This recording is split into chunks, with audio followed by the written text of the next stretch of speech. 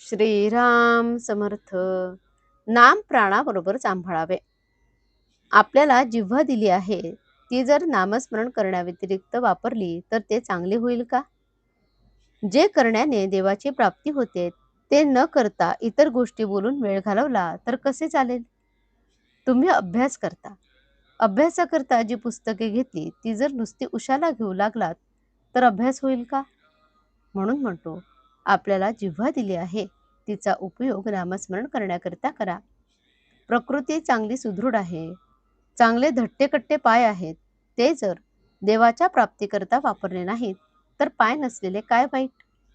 तुमच्या पुढे ब्रह्मानंद बुवांचे प्रत्यक्ष उदाहरण असून असे का करता? त्यांनी काय केले पहा. त्यांनी नामस्मरणाशिवाय दुसरे काहीच केले नाही. त्यांनी प्राणाबरोबर नाम सांभाळले. तुम्हाला तितके जरी करता आले नाही तरी जसे देहावर प्रेम करता तसे तरी नामावर ठेवा. आताच्या दिवसात तर कलीचा एक एक दिवस देवावरचा भाव घालवायला कारण होतो. तरी यावेळेस सांभाळा. अश्रद्धा उत्पन्न झाली तर आपले पापच आड येते असे समजा आणि त्यावेळेस नामस्मरण करीत जा. माझ्यावर व्यवहाराबाबत पाहिजे तर विश्वास ठेवू नका, पण नामस्मरण करायला सांगतो त्यावर विश्वास ठेवा. नाम व्यवहाराकरता उपयोगात आणू नका. नामस्मरण नामाकरताच करीत जा, म्हणजेच खरा आनंद तुम्हाला मिळेल. दिवसातून किती वेळ नामात घालवला त्याचा रोज विचार करीत जा आणि काही वेळ तरी नामात घालवण्याचा निश्चय करा, म्हणजे विश्वास वाढत जाईल. खरे समाधान तुम्हाला नामातच मिळेल. भगवंताचे नाम हे स्वयंभू आणि स्वाभाविक आहे. नामाबद्दल संशय आणि विकल्प आले तरी ते तसेच आग्रहाने घ्यावे.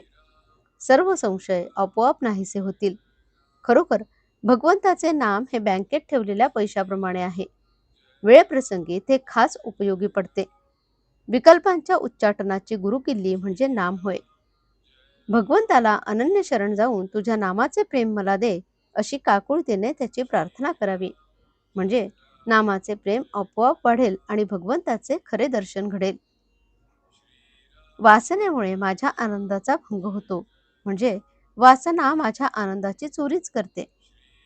ज्या समाधानाकरता माझी खटपट चाललेली असते ते समाधानच वासना हिरावून घेते. नामस्मरणाने या वासनेला योग्य दिशा मिळते.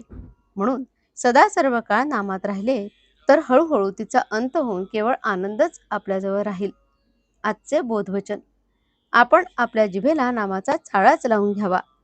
पहिल्या पहिल्याने विसरेल, पण सवयीने आपोआप आठवेल. जानकी जीवन स्मरण. जय जय राम. श्रीराम समर्थ.